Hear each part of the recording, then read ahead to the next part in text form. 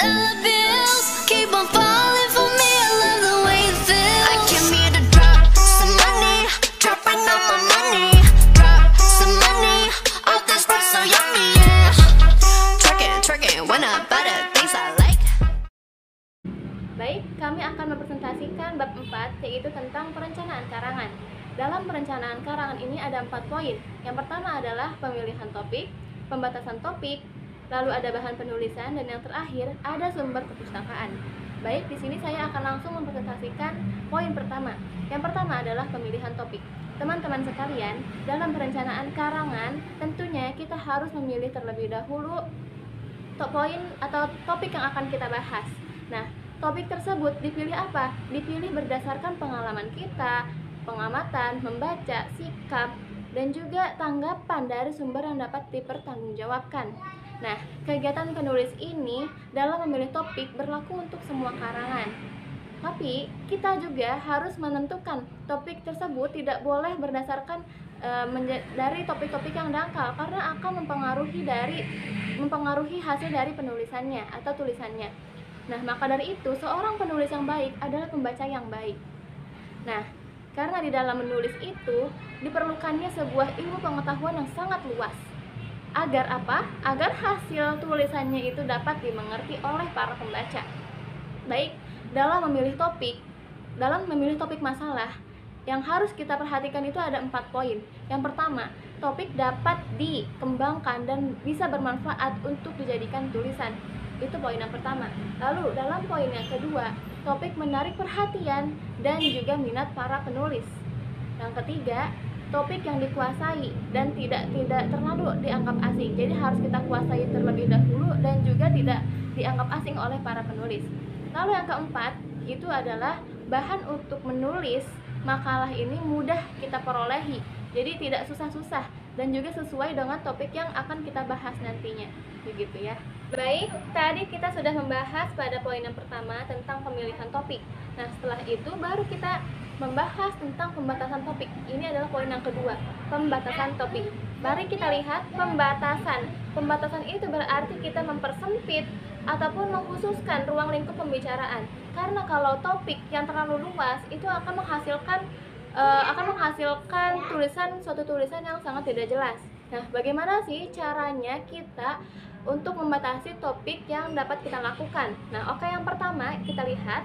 Yang pertama itu menentukan topik yang akan kita bahas ataupun yang akan kita garap ya dalam kedudukan yang sangat sentral.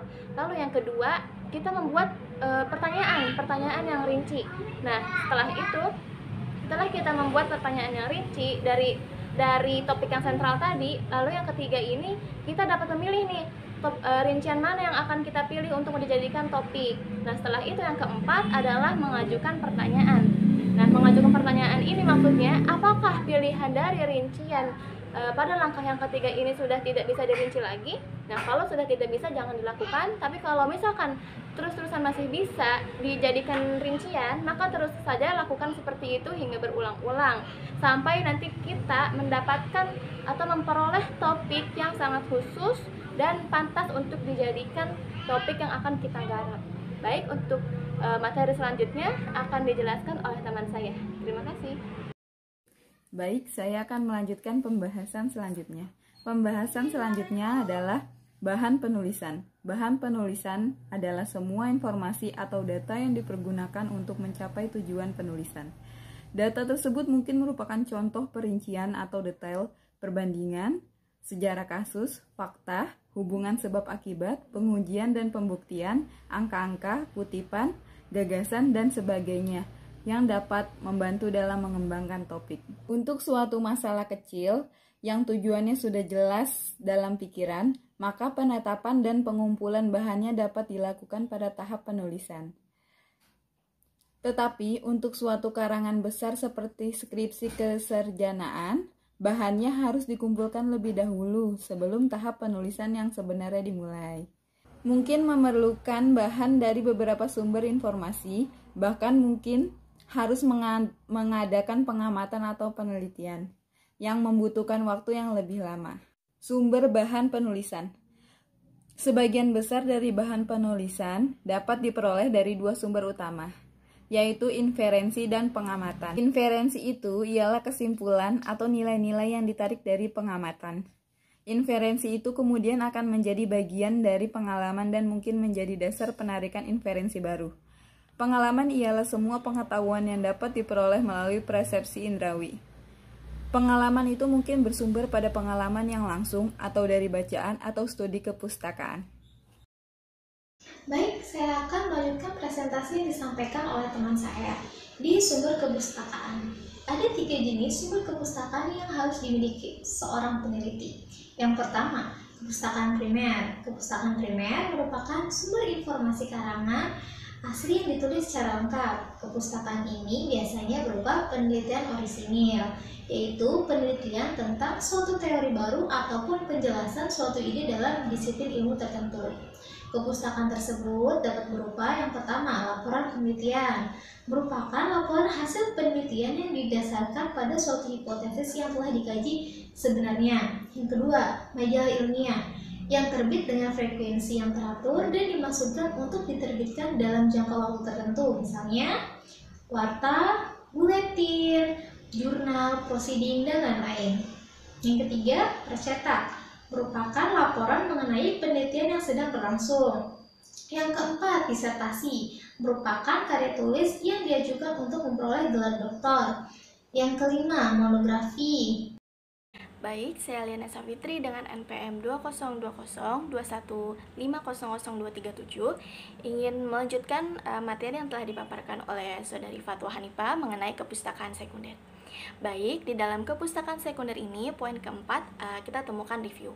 Review merupakan berisi kumpulan olahan hubungan antara kepustakaan yang mutakhir dan menunjukkan hubungan ke arah penelitian.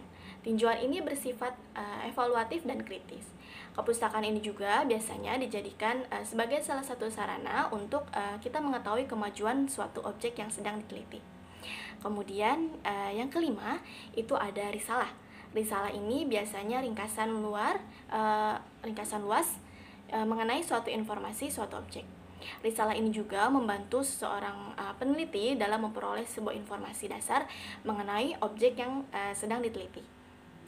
Selain itu juga, risalah berfungsi sebagai sumber fakta prosedur, teori, dan data penting lainnya yang disusun sedemikian rupa sehingga kita dapat mengetahui perkembangannya. Nah, lalu yang keenam ada ensiklopedi. Nah, ensiklopedi ini tentunya sangat bermanfaat bagi para pembaca guna untuk memperoleh suatu gambaran mengenai suatu objek dan membantu kita sebagai pembaca dalam memperoleh kata kunci dalam penelusuran lebih lanjut mengenai objek yang sedang diteliti. Lalu kemudian yang ketujuh ada kamus. Kamus berisi daftar kata terpilih dari suatu bacaan yang disusun menurut abjad.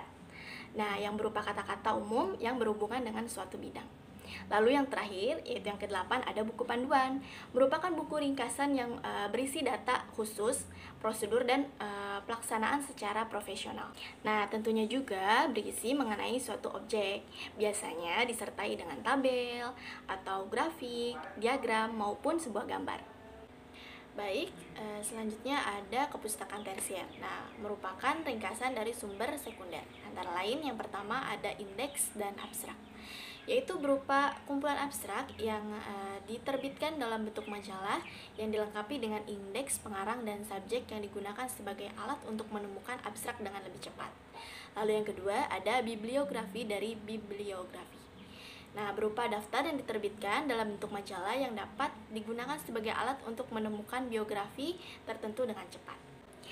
Lalu yang ketiga ada buku ajar, yaitu dokumen yang digunakan untuk sebuah bahan pengajaran yang disusun sedemikian rupa sehingga para pembaca memperoleh pengertian pemahaman sebuah topik yang sedang dibahas hingga mampu mengembangkan pengertian. Lalu yang terakhir, yang keempat, ada direktori, merupakan buku yang memuat daftar alamat orang atau organisasi yang disusun menurut abjad, kadang disertai juga dengan indeks yang disusun untuk membantu para pembaca dalam menemukan suatu dokumen pada subjek tertentu. Terima kasih. Dollar bills keep on falling.